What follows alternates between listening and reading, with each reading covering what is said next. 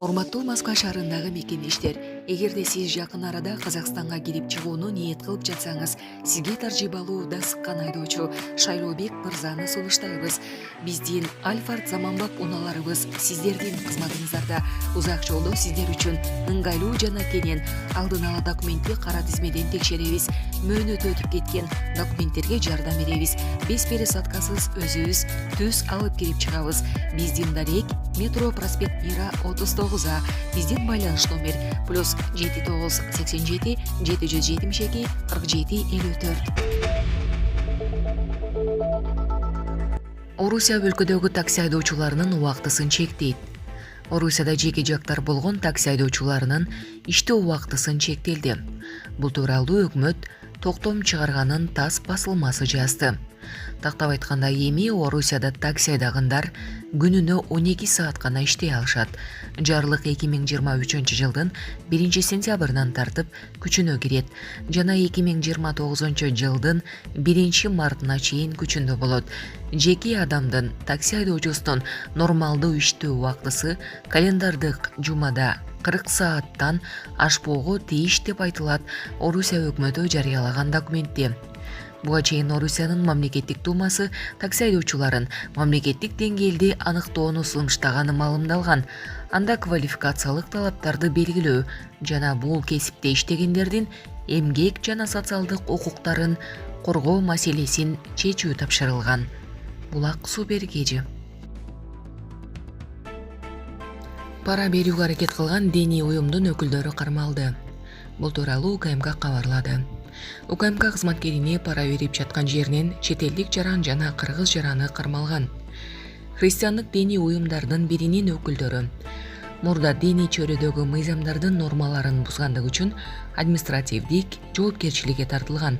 Алар белгиленген тартипте диний иш жүргүзүүгө уруксат албастан чет өлкөлүк миссионерлерди тартуу менен диний ырым-жырымдарды өткөрүшкөн. Айып салынгандан кийин чет элдик жаранга диний ишмердүүлүк менен алектенүүгө расмий уруксат берилген эмес. Мындан улам диний уюмдун өкүлдөрү бул маселени чечүүгө көмөк көрсөтүү үчүн УКМКнын кызматкерине кайрылып, кызмат үчүн $1000 сунушташкан. 29 майда чет элдик жаран жана кыргыз жараны пара катары $500 УКМКнын кызматкерине берип жаткан жеринен кармалды деп билдиришти УКМКдан. Чет элдик жаран УКМКнын тергөө абагынын убактылуу кармоочу жайына киргизилди.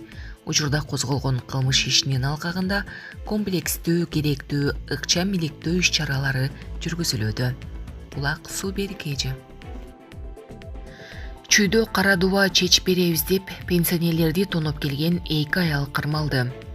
Чүйдө алдамчылыкка шектелген 2 аял кармалды. Бул тууралуу Чүй облустук ички иштер башкы башкармалыгынан билдиришти. Маалыматка ылайык, 22 февралда 1942 жылы туулган жаран милицияга арыз менен кайрылган. Ал арызында ошол эле күнү саат 14:00 чамасында анын үйүнө 2 аял балдар үйүнө гуманитардык жардам чогултабыз деген шылтоо менен кирип, сүйлөшүү учурунда пенсионерди суракка алып 80 000 сомун уурдап кеткен 2 аялга чара көрүүнү өтүнгөн. 28 майда ошондой эле факты менен Кара Балта шаарынын тургуну 1944 жылы туулган жаран 20 000 сомун уурдап кеткени маалым болгон.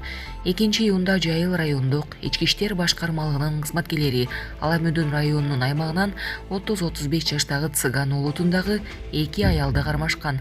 Алар Чүй жана Бишкек шаарынын аймагында алдоо жолу менен улгайган адамдардын ишенимине кирип, кара дубаны чечип беребиз деген шылтоо менен алардын мүлкүн жана акчасын мыйзамсыз ээлеп алуу менен алектенгени аныкталган. Кармалган жарандардын өздүгү Чүй облустун тургуну 1985 жылы туулган жана 1994 жылы туулган жарандар такталып, Жайыл райондук ички иштер башкармалыгынын тергөө кызматына өткөрүлүп берилген. Алар карыларга карата алдамчылык менен байланышкан бир катар кылмыштарга шектелүүдө.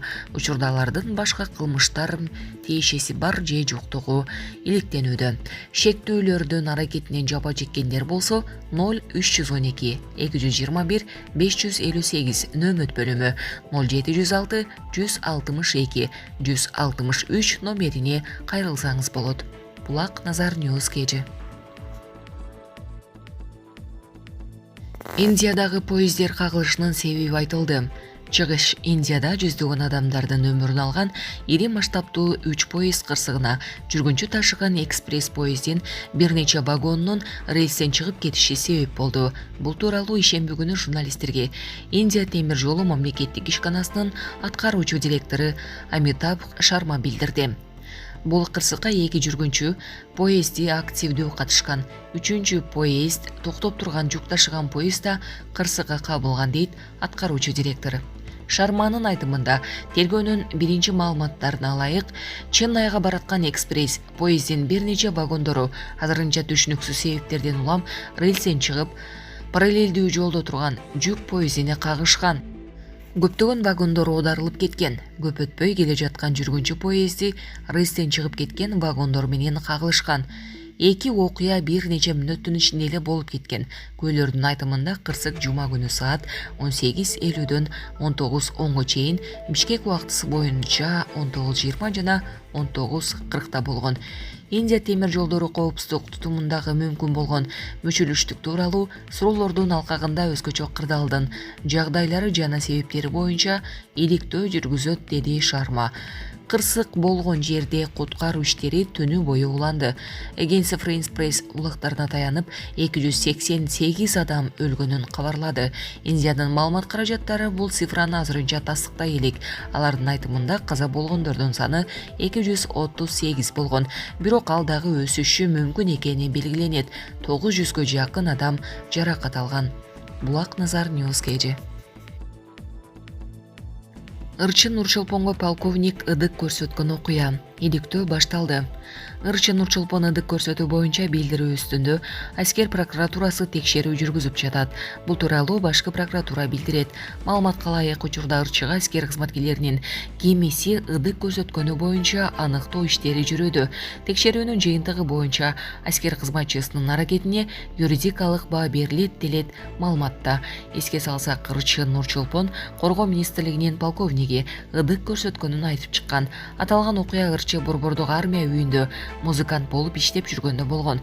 Полковник ага колун дегизип, күч менен кармоого аракет кылган. Ал полковник болгон үчүн эч ким унчук алган эмес. Булак Назар News KG.